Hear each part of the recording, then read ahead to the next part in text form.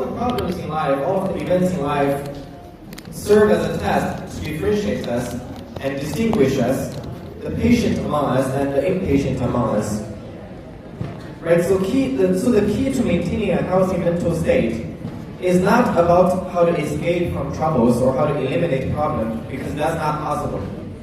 It's not possible to have a problem-free life. You will always have problems. Once you resolve one problem, another will come, and perhaps a more severe one. And actually, the older you grow, the more problems you will have. You are complaining about your problems as students. You ask around, the teachers wish they could go back to school again, because we have so much more problems than yours. And when we grow older, the younger teachers, when we have families, when we have children, more problems. And when we become middle-age crisis. When we become old, we have to think about retirement and how to support our late-age life. Problem will never end. So it's not really about how to escape from problems. That's not possible. You will always have problems. How to maintain a healthy mental state is about how we view and deal with the unavoidable pains and sufferings in life. How do we face them? How do we deal with them? See, people who don't have faith or have weak faith, they see the problems in life as fragmented, disconnected, and meaningless, unfortunate events, like just random things. A bad thing happened to me, and then another bad thing happened to me, and then another thing happened to me. They see no reason in this, they see no meaning in this, and then, of course, the response will be bitter and resentful, and even worse, maybe vengeful. People will think, why is the world against me? Why are people against me? Why do bad things keep happening to me? What did I do to deserve this? Why do these things happen to me? They become resentful and bitter and sometimes vengeful and antisocial. Some of the most hideous crimes committed against humanity are done because people are resentful. They can't understand, why do these bad things happen to me? And right, they develop mental, issues regarding these negative events. But people who do have faith in Allah subhanahu wa ta'ala and trust Him as the all-knowing and all-wise disposer of all affairs, they understand that any event we experience is not random. It's a component of a bigger plan and a well-designed story. Everything happens for a reason. Everything serves a purpose. Everything contributes and leads to something bigger. And eventually you will understand that. To give you an example, there's a surah in the Quran called Surah Yusuf, surah number 12. The story of Yusuf is such a beautiful story that it made Cat Stevens change his name to Yusuf Islam. The singer, the British singer, he loved the story of Yusuf alayhi salam so much that he changed his name to Yusuf. Let's think about Yusuf alayhi salam's story very briefly. He had a tough life growing up, didn't he? As a young boy, as a teenager, he was thrown into a well by his own brothers who attempted to kill him. He didn't do anything wrong. And then he was sold to a foreign land as a slave. And then he was accused of a crime that he didn't commit. And then because of that false accusation, he was sent to prison and spent many years in prison while he was innocent. That's tough. If anyone has a reason to complain about life, it should be Yusuf alayhi salam. If anyone should have a reason to blame God, it should be Yusuf alayhi salam.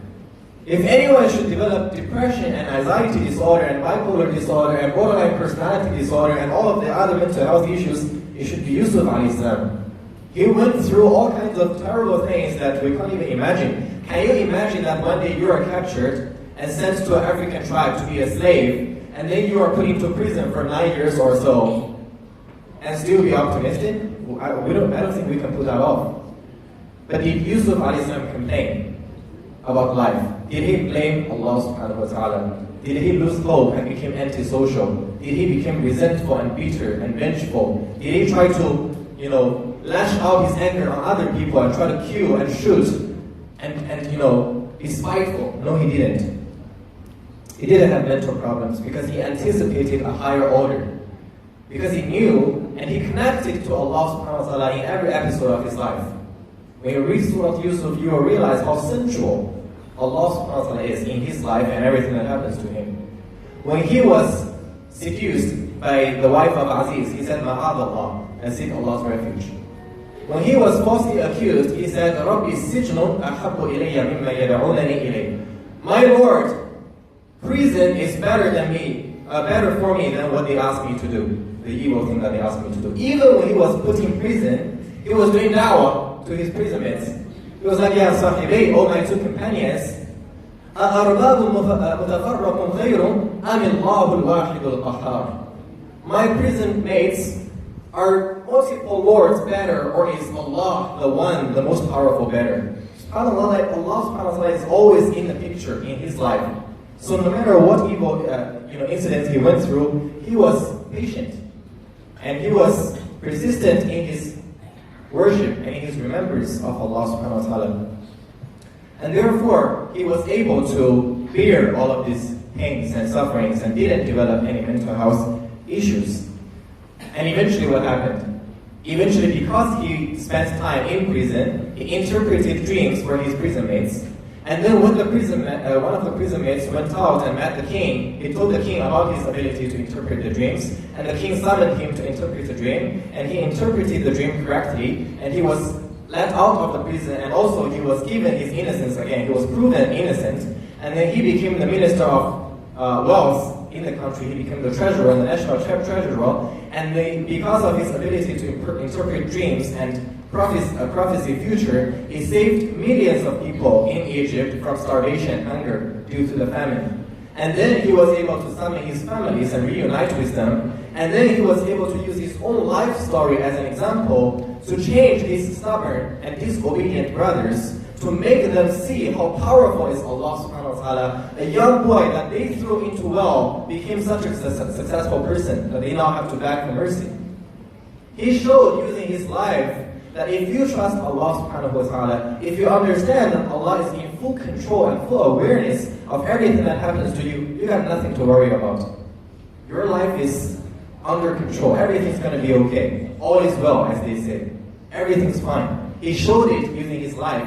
And if you think about it backward, if Yusuf was not thrown into the well, then he would not have been sold to Egypt as a slave. And had he not been sold to Egypt as a slave, he would not have served in the house of the Aziz. And had he not done that, he would not have gone to prison. And had he not gone to prison, he would not have met those people. And had he not met those people, the king would not have known him. And had the king not known him, he would not have interpreted the dream. Eventually, the dream saved millions of people from starvation. So Allah subhanahu wa ta'ala planned all of these events, these thoughts, that you may not understand, but from a bigger perspective, all of them serve a higher purpose and eventually serve a bigger good.